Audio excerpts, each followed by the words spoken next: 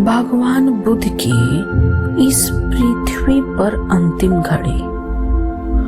भगवान कुशीनाला के शालवन उपवतन में अपने भिक्षुओं से अंतिम विदा लेकर लेट गए। 2 साल वृक्षों के नीचे उन्होंने अपनी मृत्यु का स्वागत करने का आयोजन किया। मौत आ रही है तो भगवान बुद्ध ने अपने भिक्षुओं से कहा, तुम्हें कुछ पूछना हो तो पूछ लो, कुछ कहना हो तो कह लो। अब मैं चला।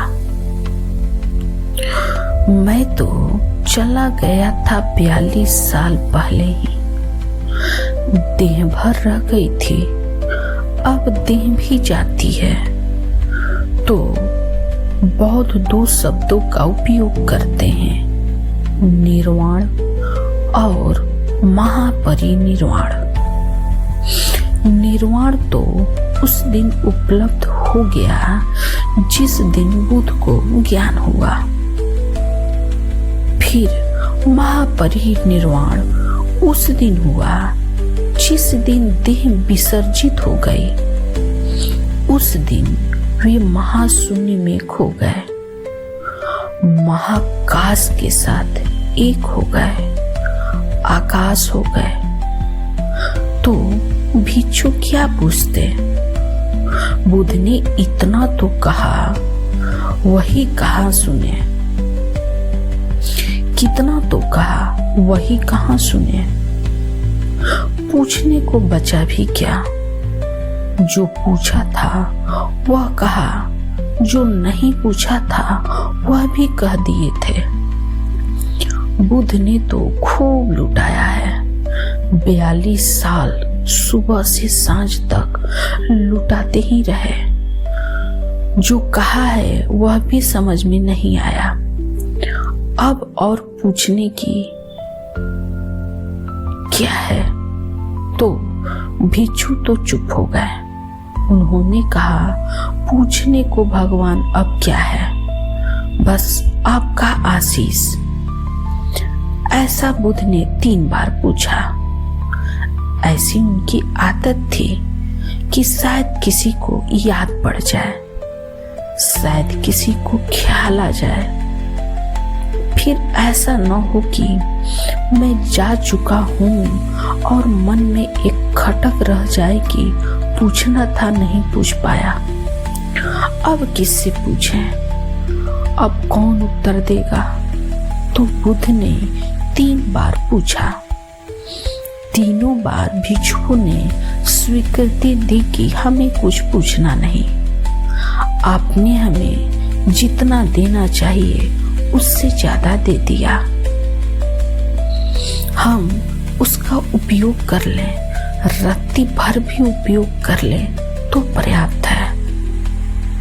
तो फिर बुद्ध 2 साल वृक्षों के मध्य में आनंद ने उनकी शैया तैयार कर दी। उस पर लेट गए और धीरे धीरे वह अपनी देह से मुक्त होने लगे। तभी सुभद्र नाम का एक व्यक्ति गांव से भागा हुआ आया। उसे खबर मिली वह एक दुकानदार था। उसे खबर मिली कि बुद्ध का आखिरी दिन, तो वह बड़ा घबरा गया। 30 साल में बुद्ध अनेक बार उसके गांव से निकले। कहते हैं करीब 30 बार उसके गांव से निकले। वह गांव उनके मार्ग में पड़ता था और 30 साल में उसने अनेक बार सोचा कि बुद्ध को सुनने जाऊं, बुद्ध को सुनने जाना है। लेकिन कभी कोई बाधा आ गई, कभी कोई और बाधा आ गई। आज अचानक गांव में खबर आई, एक सन्नाटे की तरह छा गया सारे गांव में कि बुद्ध शरीर छोड़ रहे हैं। गांव के बाहर ही 2 साल वृक्षों के नीचे उन्होंने अपनी अंतिम घड़ी चुन ली है, अब वे जा रहे हैं। तो उसने जल्दी जल्दी दुकान बंद की। आज उसने फिक्र नहीं की कि पत्नी बीमार हो, कि बेटा घर आया कि नहीं, कि मेहमान आए, कि दुकान पर ग्राहक। उसने कहा हटो भी, अब जाने दो, बहुत हो गया। 30 साल मैं टालता रहा, अब अगर टालूंगा तो फिर कब? मुझे कुछ पूछना है। वह भागा। जब तक वह पहुंचा तब तक बुध ने आंखें बंद कर ली थी। वह तो लेट ही गए। सुभद्र जोर जोर से रोने लगा।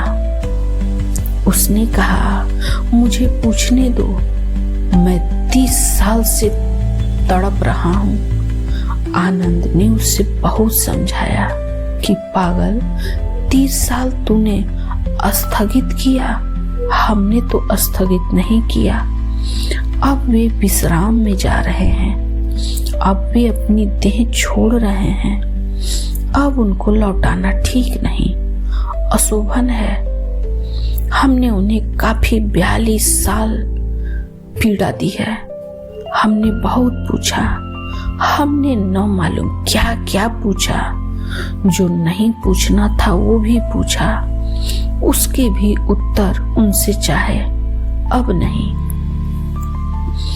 लेकिन कहते हैं भगवान बुद्ध ने सुभद्र की ओर आनंद की बातें सुनकर आंख खोल दी और उन्होंने कहा नहीं नहीं आनंद, रोको मत, उसे आने दो, अभी मैं जिंदा हूं, नहीं तो यह दोष रह जाएगा।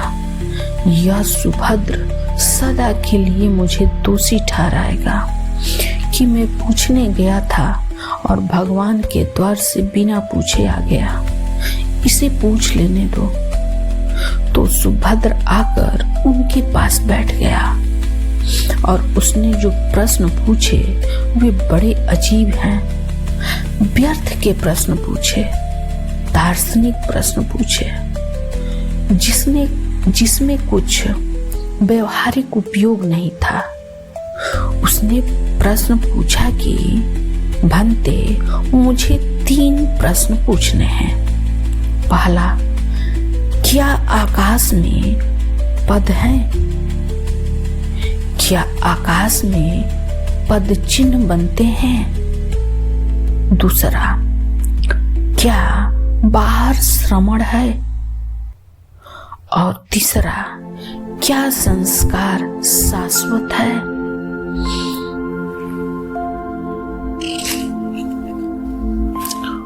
उस आदमी ने क्या प्रश्न पूछे? भंते, क्या आकाश में पद है? बाहर श्रमण है? क्या संस्कार शाश्वत है? उसको भी उत्तर भगवान ने दिया। साधारणतः वह इस तरह की बातों के उत्तर नहीं देते थे, लेकिन यह अंतिम जिज्ञासु था और इसे इनकार करना ठीक नहीं था। ये 2 सूत्र सुभद्र को उत्तर में दिए गए सूत्र हैं। आकाश में पद नहीं होता, भगवान बुद्ध ने कहा। कोई पद चिन्ह नहीं बनते। बाहर में श्रमण नहीं होता। लोग प्रपंच में लगे रहते हैं, लेकिन तथागत प्रपंच रहित है। आकाश में पद नहीं होता, पद चिन्ह नहीं बनते। बाहर में श्रमण नहीं होता, संस्कार शाश्वत नहीं होता और बुद्धों का इंगित अता पता नहीं होता। बुद्ध ने कहा, आकाश में कोई पद चिन्ह नहीं बनते। पूछने वाले ने तो व्यर्थ की ही बातें पूछी। पूछने वाले ने तो इससे कुछ सार न था, लेकिन बुद्ध ने जो उत्तर दिया बड़ा सार्थक दिया।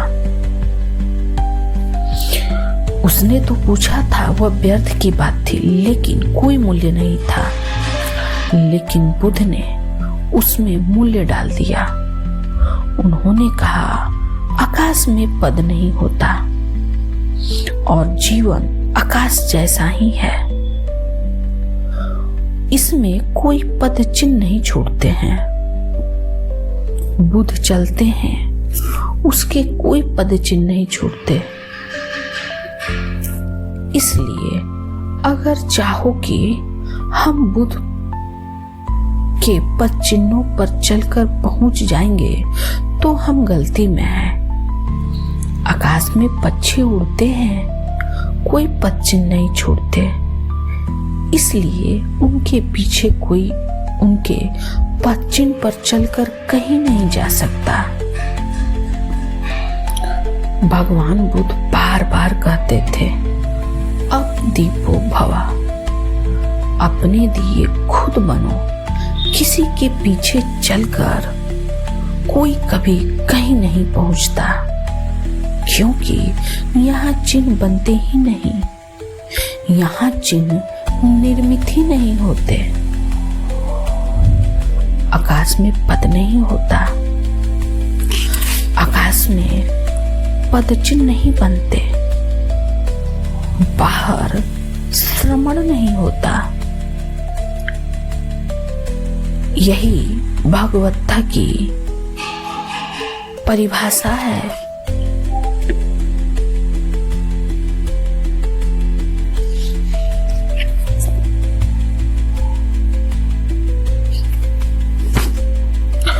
बाहर घूमती चेतना, बाहर बाहर जाती चेतना कभी ज्ञान को उपलब्ध नहीं होती। अंतर यात्रा पर जो जाता है वही ज्ञान को उपलब्ध होता है, वही श्रमण, वही समाधि को पाता है। यह बुद्ध ने जो बात कही अंतिम कि अब देह के खो जाने के बाद तुम मुझे खोजना चाहोगे तो नहीं खोज सकोगे। जब तक संस्कार थे तब तक मेरा अता पता था, देह थी मेरी, मन था मेरा, तब तक मेरा अता पता था।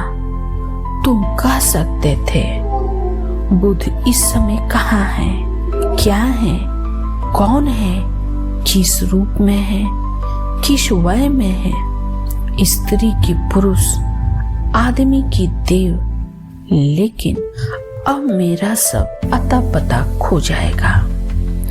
अब मैं महाशून्य के साथ एक होने जा रहा हूं। बुद्धों का कोई अता पता नहीं होता। बुद्ध ने कहा, अब संस्कारों से छुटकारा हो गया, आखिरी संस्कार छूटा जा रहा, आखिरी लकीर हाथ से छूटी जा रही है। अब इसके आगे मेरा कोई अता पता नहीं होगा। अब मैं महाशून्य में जा रहा हूँ। मैं उस आकाश में जा रहा हूँ जहाँ कोई पद चिन्ह नहीं बनते, जहाँ कोई पद चिन्ह नहीं होते। मैं उस अनंत आकाश में जा रहा हूँ जहाँ बुद्धत्व फलता है, केवल जहाँ बुद्धत्व फलता है। मैं उस अंतर यात्रा की आखिरी कदम उठा रहा हूँ और अब तुम मुझे खोज नहीं सकोगे। इसके बाद तुम मुझे खोज नहीं सकोगे। यही भगवत्ता की परिभाषा है। आदमी को खोज सकते हैं, पशु पक्षी खोज सकते हैं, सीमा है, खोज सकते हैं। जब असीम हो गए तो कैसे खोजेंगे? फिर असीम की क्या खोज? कोई उपाय नहीं है, नहीं उपाय है। हम भी असीम हो जाएं। बूंद अगर सागर को पाना चाहे तो एक ही उपाय है कि सागर में डूब जाए और एक हो जाए। फिर बुद्ध को बाहर नहीं खोजा जा सकता। बुद्ध तो हमारे भीतर हैं, बुद्धत्व को उपलब्ध होंगे तभी खोज पाएंगे। हम उसी क्षण खोज पाएंगे जब हम अपना अता पता खो देंगे। यह अता पता खो देना ही आवागमन से मुक्त हो जाना है। फिर न कोई आना है न कोई जाना है, फिर शाश्वत में निवास है। फिर हमें अपना घर मिल गया, उसी घर की तलाश है, उसी घर की तलाश करनी है। ये भगवान बुद्ध की बहुत अद्भुत और बहुत सुंदर कथा है। ये ओशो ने कही है। ओशो बुद्ध की देशना अतृप्ति क्यों, इसी किताब से ये कहानी है कि बाहर आकाश में कोई पथ नहीं है, कोई पद चिन्ह नहीं बनते और बाहर श्रवण नहीं होता है। हमें अंतर्मुखी होना पड़ेगा। हमें अपनी अंतर की यात्रा करनी पड़ेगी। जहाँ बुद्ध होते हैं हमारा निवास वहीं है। जब हमारी यात्रा अंतर की होगी, जब हम सागर में गिरेंगे, अपना अता पता खो देंगे, तब हमारा असली निवास स्थान मिलेगा। हमें अपना घर मिल जाएगा। हमें उसी की तलाश करनी है। ये भगवान बुद्ध की बहुत सुंदर कथा है। ये ओशो ने कही है। हमारा सौभाग्य है कि ओशो जैसे सद्गुरु मिले। धन्यवाद।